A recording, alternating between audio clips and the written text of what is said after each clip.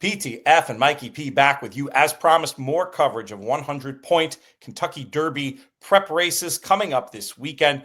We move our tack to Arkansas for the Arkansas Derby. Mikey, interesting field assembled here. Lots of choices. Let's start with the horse that won the local prep, the Rebel Stakes. Coal Battle got a bit of a form boost this weekend when Tistastic came back out of that race to win. How serious of a contender do you see Coal Battle in this spot? Very serious contender. Last 4 races on the dirt, 4 wins, 4 different type races. Won at 6.5 at Delta, stretched out in the Springboard Mile and was able to win, beating Speed King with a tough trip. Won the Smarty Jones on the front. Then the Rebel, I thought he got a fantastic ride there with an early move into a very fast pace and was able to track down Moquett Road in that spot. He's just very sharp, going very well, can adapt to different circumstances, and he continues to improve. So he is a very serious contender. I think he's the one to beat. Speed King, you mentioned. Let's talk about him because he's going to have such an impact on this race. Had previously shown his name to be something describing what he did. He was a speed horse until he wasn't last time, settling off the pace, not really turning up in the Rebel. Do you expect him to be back to his speedy ways in here? I do ultimately think he is the key to the race because he had an outside post in the Rebel. Moquett Road caught a flyer in that race, and he wasn't able to dictate terms like he normally wants to do. So Speed King is drawn much better this time. I do think that he should be up front. That's his game. He wants to be speedy in this race. He's going to have to dictate the fractions. The question is Mr. Baffert's horse just that much quicker to be able to get the front? We'll get to him in a minute, but I want to talk about another one coming out of the Rebel, and that's Sandman.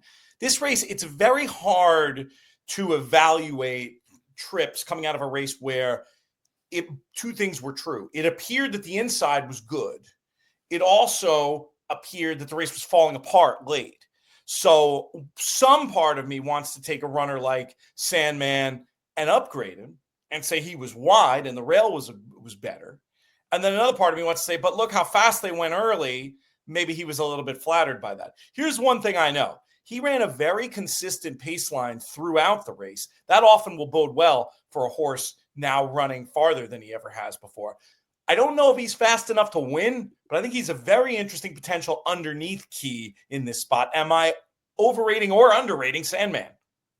No, I think you're rating him perfectly, actually. And he's progressed very well throughout this Triple Crown trail. He's a closer. And, if you go back to the Southwest, brutal start in there. Everyone was upgrading that effort because of the start. There was a famous photo that was online that Jockey nearly fell off at the start in that race. And then in the Rebel, yes, the speed was there, but it was lone speed in there. And horses had to chase. He was pretty far back. I mean, he was 9th by 13 lengths. Was able to run up into 3rd in that spot. I like his talent. He gets a jockey switch here to Jose Ortiz, who is riding incredibly. I say it in all these videos. He is very, very good right now. So I do think it's interesting that he does show up on this horse. He's going to get speed to chase again. I do think he needs to get things his own way, but he's certainly capable to win here. Just the 5 wins for Jose yesterday, closing day at Fairgrounds. Been amazing to see his reinvention. That is for sure. Can't talk about this race without talking about the runner on the outside. His name, if you don't know it yet, you might know it soon. Cornucopian. He only has 1 race to his name. It was a 6-furlong effort over the Oaklawn track. He had some things going his way this day. It wasn't the fastest pace. It did appear like he was potentially on an advantage part of the track. But Mikee P, the way he did it, finishing up with alacrity, he earned a big speed figure. If you translate the raw Timeform US figure into the buyer scale, it'd be about a 106. He might just be faster than these. What do you think about Cornucopian? He's obviously talented. That was Rebel Day with that maiden special weight, and he was the buzz coming out of there. He earned the 101 buyer, whereas the Rebel had a 91. Now, that was a 6-furlong race. Now stretches out to 1.8 miles. So quite the difference in distance here. Draws the outside post. There is speed inside of him.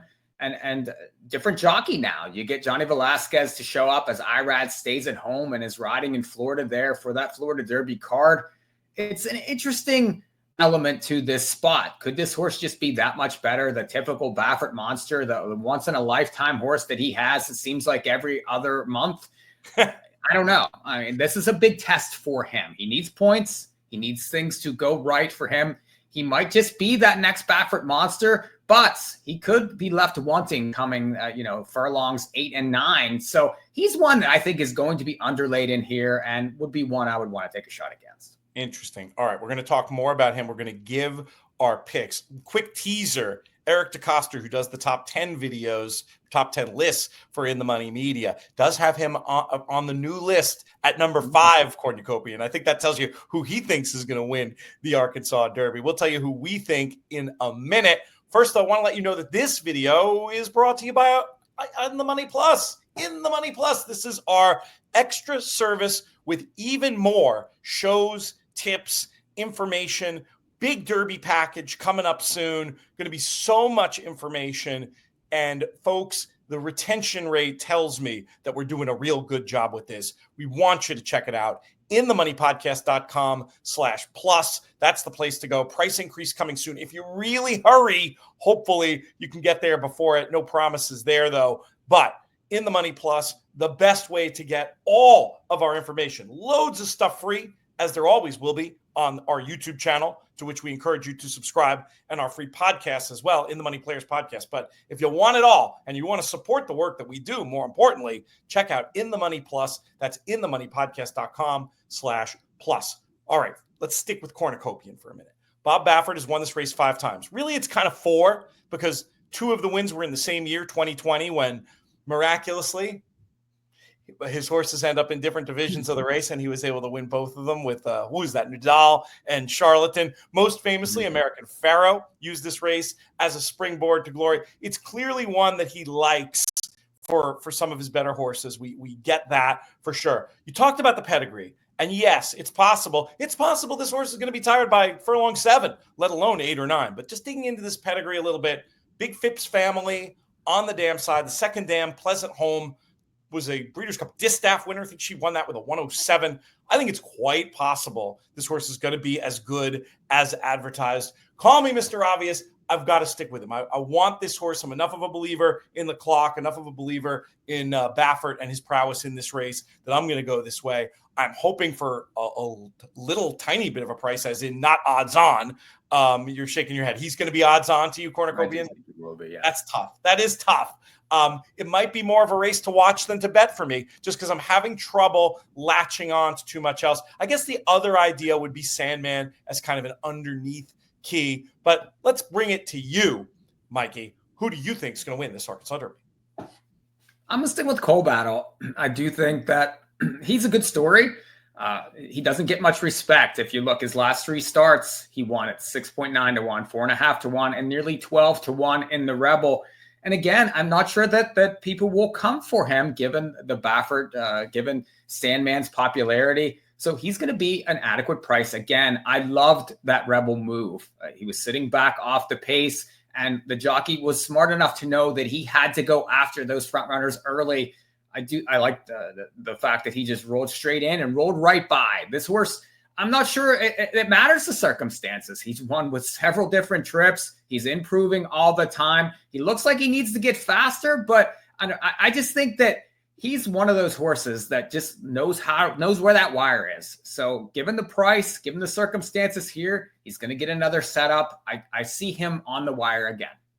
If there's another one to mention to be involved underneath in tries and supers, maybe it's the Maiden Publisher. Just want to throw him out there as another horse, had no speed at all early in that Rebel Stakes, was sticking on well enough late to suggest that maybe he could get a little piece. Maybe it's the Logicals keying some of these longer shots, keying a Publisher, keying a Sandman underneath for me, if in fact Cornucopian is going to be shorter than even money. You've heard what we think. We want to know what you think. Drop a comment in this video letting us know who you think is going to win the Arkansas Derby. Check out our other videos coming left and right. The faucet of content is on the In the Money Media YouTube channel. You don't want to miss any of it. So make sure you subscribe. PTF for Mikee P. We'll be back before you know it.